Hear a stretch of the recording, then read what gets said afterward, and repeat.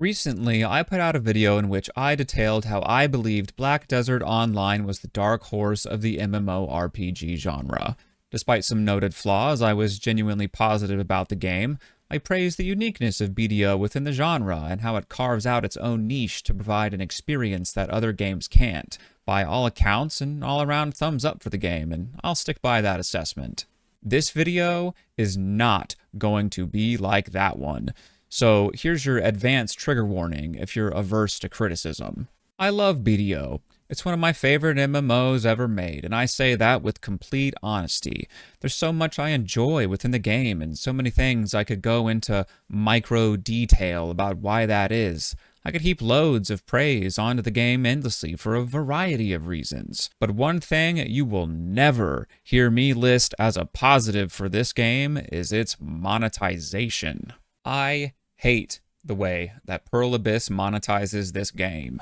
It has often been said about BDO that it is a great game ruined by pay-to-win and microtransactions. And while ruined is a term subject to interpretation and debate, I think most reasonable individuals can at least admit it's a stain, if nothing else. That description can also, unfortunately, be applied to tons of games nowadays in the gaming market. And while I'm talking about Black Desert specifically in this video because I believe that it's a textbook example of specific business behaviors of note and a game that I'm familiar with, I encourage you to internalize and apply what I'm about to say to the larger gaming and MMORPG space as a whole. Because Black Desert does some things with its monetization that are actually quite brilliant. Evil, but brilliant. We'll come back to that brilliant part, though, because there are some elephants in the room that we need to address first. Black Desert is pay to win. I don't care what your favorite streamer says, what you read online on some forum or some Discord somewhere. I don't care what your big brother, your guildmates, dad, mom, your favorite VTuber waifu, or your grandma has told you. You can spend real-life money to purchase character power and quality of life functionality that gives you a direct advantage over other players within the game. Black Desert is the textbook definition of pay to win. It is non-negotiable. What is negotiable, however, is how much the pay to win in BDO affects you personally, and how much your enjoyment of the game is affected by its existence. Everyone falls on a sort of spectrum when it comes to pay to win. You may be completely unbothered by it being in the game, or you may hardline and simply refuse to play BDO at all because of it, and both of those are completely valid and understandable positions. Never let anyone tell you that you are not allowed to enjoy a game, and never let anyone tell you that you have to enjoy one either, including me. You may even personally feel that BDO is not a pay-to-win game at all, and it's perfectly fine to have your own opinion, as is everyone's right. And if you are one of those people that believes BDO is not a pay-to-win game, that's cool. That's totally cool. I just need you to know that your opinion is fucking dumb. Okay.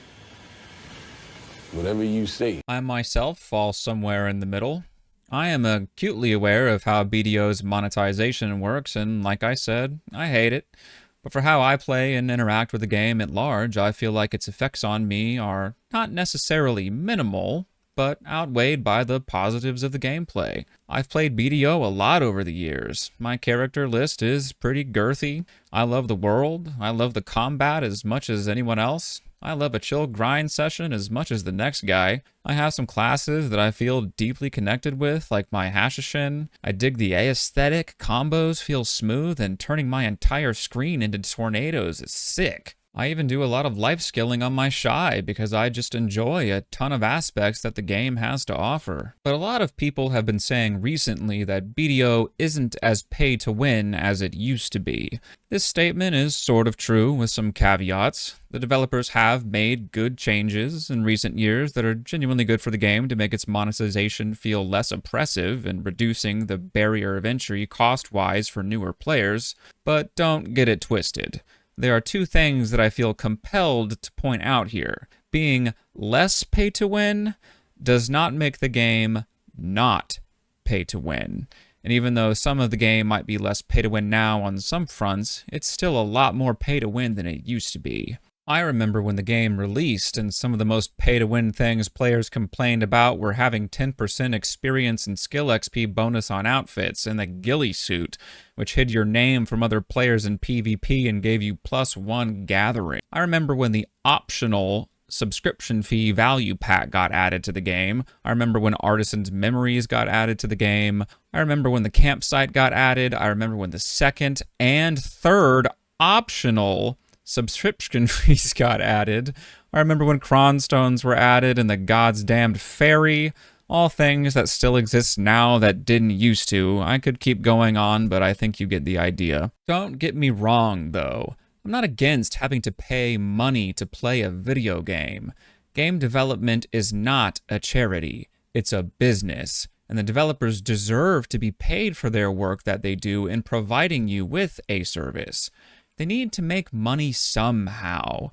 It's a question of what ethical or unethical methods a company uses to extract your hard-earned cash from you, and Black Desert pulls out all the stops. There is a lot of stuff in BDO you unfortunately are already probably familiar with. It's got a multi-layered system of currency where you pay for a specific currency called a coin, which you then use in-game to buy another currency called pearls, which is what you actually need to buy items in the cash shop, which is a disassociation tactic used by every game now to manipulate your brain into separating the fact that this currency is actually real money.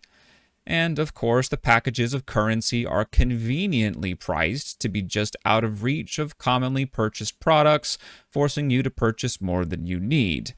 There's a constant rotation of items, sales, bundles, and deals going on to incentivize you to spend and pressure your FOMO. And speaking of FOMO, this is where I would show you all of my coupons, if I had any, which they give out often enough, but are always time limited, so if you don't use them within like 7 days or so from receiving them, they disappear forever, which is why I don't have any. The endgame gear generally looks like shit, which incentivizes you to buy the better-looking cash shop outfits. There's this annoying-ass pop-up advertisement that you can only tell to fuck off for the next 24 hours before it comes back, so you'll be seeing it every day for the rest of your endgame life like an STD. And of course, there's all the one-time purchase pay-for-convenience items in the shop like the infamous campsite. Character-bound inventory space and weight, family inventory space and weight, city-specific storage, space increases, and bonus worker lodging, remote storage and market access maids, character slots, life-skilling outfits, crystal storage expansion, item durability brands, fairy and horse skill rerolls. There's honestly too much to list it all. It's all pretty standard stuff for the industry, nothing fancy, nothing you may have not have already seen before. But this one was new to me. I haven't seen this in an MMORPG before, but maybe you have. Check out this sorcery. A tiered step-by-step microtransaction process, in which you must purchase the first step to unlock the second step, purchase the second step to unlock the third, and the third to unlock the fourth. Think about that for a second. A microtransaction that unlocks the ability for you to purchase another microtransaction, that unlocks the ability for you to purchase another microtransaction, which unlocks the ability for you to purchase another microtransaction. What the fuck? And yeah, I bought that first one. It was 10 cents, 98% off. I got a job. I can afford to ball out sometimes. But that's how they get you. My foot is now in the door of this microtransaction process. I'm already one step in. I'm invested. They've got me eyeballing the rest of the deal. And take a look at step 4, a 99% off pearl deal. You spend 20 pearls, the cash shop currency, and get 2,000 pearls, effectively giving you 1,980 pearls for reaching that step, which is conveniently the same price as the second step, making it so that by reaching step 4, step 2 becomes basically free, but you have to buy step 3 to get there. And step 3 is 35% off. What a deal, right? You would have to be stupid to not take advantage of such a savings, which I must be because I didn't.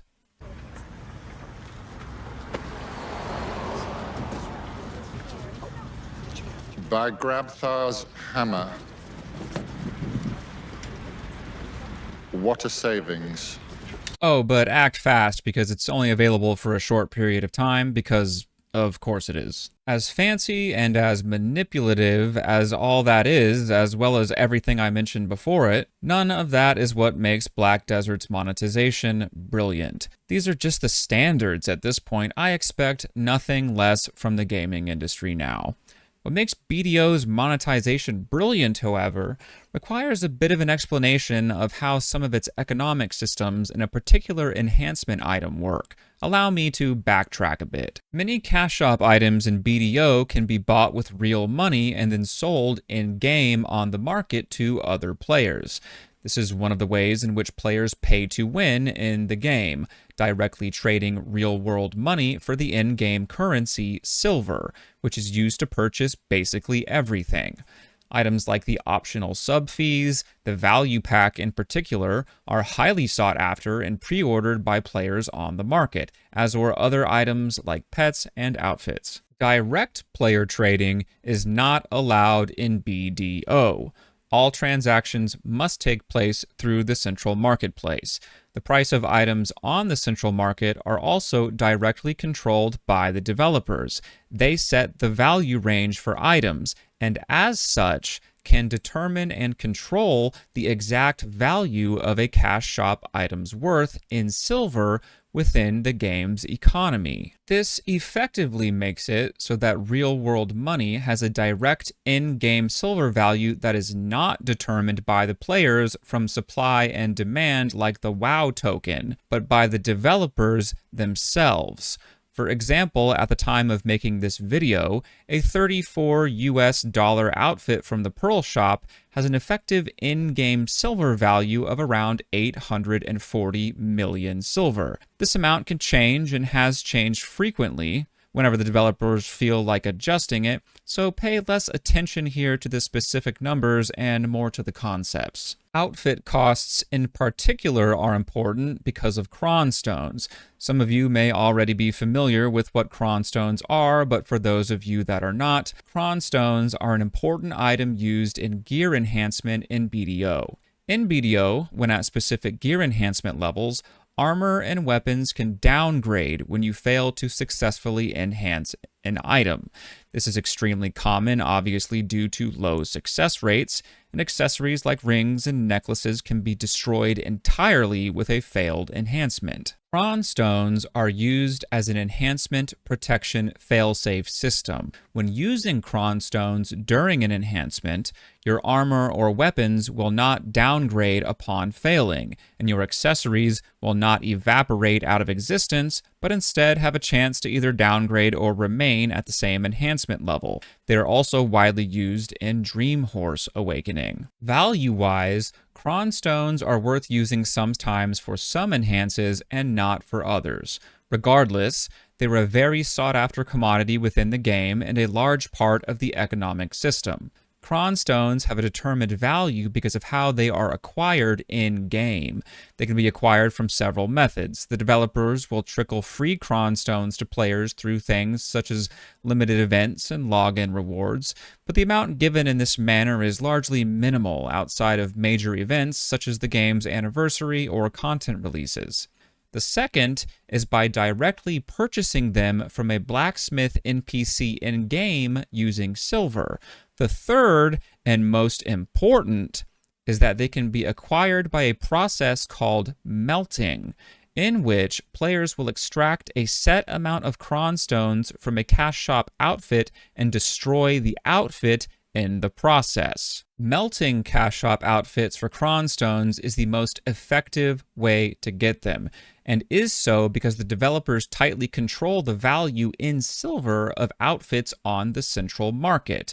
Buying an outfit from the market for silver and then melting it will always net you a much larger amount of Kron stones than if you were to buy from the blacksmith NPC directly. Do you see where this is going yet? This is an example of an in-game enhancement for enhancing a Tet Blackstar weapon to pen, a weapon every player in the game will want. At an appropriate enhancement fail stack, this enhance has around a 5.4% chance to succeed, and will succeed on average at around 18 attempts. To protect this weapon from downgrading when failing, you will need 3,670 Kron stones per attempt, meaning on average, you will need about 66,060 Kron stones to succeed. Again, prices and amounts can always change whenever the developers feel like it, so remember that the concept is more important here than the numbers. A cash shop premium outfit, when melted, will currently give you 621 Kron stones, meaning that you would need to melt 6 premium cash shop outfits for a single attempt at this enhance, and over 100 outfits to get enough Kron stones to enhance this item with Kron stone protection on average. This is only for one item, and there are harder and more expensive items to enhance than this. Swiping to buy outfits to melt them using this system is so egregiously pay to win that you could almost make a strangely logical loophole argument that it's actually not pay to win anymore, because the value proposition of doing this is so bad that almost no one swipes to melt outfits to do this. You would either have to be insanely stupid, obscenely rich, or both. You're a madman. I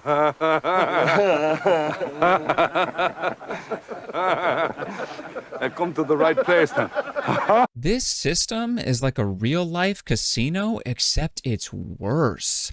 At a casino, if you sat down to gamble and blew a few $100s at a 5% chance to win every round, you would at least have a chance to get lucky and win some money back. Here, the only thing you're going to get out of gambling all your money away is a slightly better item in a video game. You see, the developers at Pearl Abyss understand a very simple monetization concept. If somebody wants to spend a shit ton of money in your video game, you let them. And so the Kron stone melting system was born. Whale needs Kron stones, Whale buys outfits, Whale melts outfits, Whale uses Kron stones and fails enhances, Whale runs out of Kron stones, Whale buys outfits again to get more Kron stones. They created a systematic money printing loop using an infinitely reproducible digital product with almost zero benefit to the consumer and a nearly infinite benefit to their profits. Brilliant enough of a system on its own just for wasting Whale's money, there's an entirely different half of the system that makes it even more ingenious. Most games with pay-to-win elements have systems that actively work against players to create negative experiences when dealing with high spenders, with the hopes that that negative feeling will drive you to spend money yourself. However, with Black Desert, Pearl Abyss has managed to create an economic system where Whale's spending money on the game actively works in the best interest of the normal average player. Because Whales don't only need just Kron stones, they also need silver. And remember, like I mentioned earlier, the best place to get silver is by selling cash shop items on the marketplace. Players want those cash shop items. They want value packs. They want pets. They want Books of the Old Moon and Kama Sylvia's Blessings. And they want Kron stones and outfits just as badly as the Whales do. They just don't want to spend any money on them. Everyone's permanently got pre-orders up for cash shop items just begging for them to be filled. And every time a whale swipes to their weekly limit and dumps a load of shop items off at the central market, it's like Santa coming down the chimney with presents. Except it's an orphanage with 50 kids and he only brought 5 toys. You never know who's going to get lucky and get something, but if it's you, you bet you're going to get a dopamine spike when your pre-order goes through. Pearl Abyss has managed to create a system that not only gameplay-wise, but psychologically causes players to not care that the game is pay to win. And not only that, but that its existence is a necessary one for the quality of life of their gameplay experience. I want you to try something for me. Take a sip of this. I don't know. Come on. Aren't you just a little bit curious? What do you think? It's vile. I know. But you know what's really frightening? If you drink enough of it, you begin to like it. It's insidious. Observe Exhibit A, where someone on Reddit asked this. Pay to win. Can someone tell me the method? Hello, BDO players. I'm not sure who to ask, so I'm asking Reddit. I know many are against pay to win, but not my fault you're brokies, smiley face. To which someone replied, just buy premium outfits and sell them on the central marketplace. I don't know what the weekly limit on them is, but I will be happy to take some of the outfits off of you, smiley face. You see, without whales, there wouldn't be any outfits on the market. There wouldn't be any value packs, or pets, or anything. The only way for players to get the things they need would be to buy it all themselves, and who wants to do that? It's this strange, symbiotic relationship between whale and peasant where they both need and feed off of each other's existence. A video game economic ecosystem akin to a dystopian nightmare, where the poor and average player alike just try to do the best they can with what they are able to afford, trying to make slow and steady progress, but bending and suffering to the wills and generosity of the mega elite, and just hoping for some good RNG along the way. You know, like real life.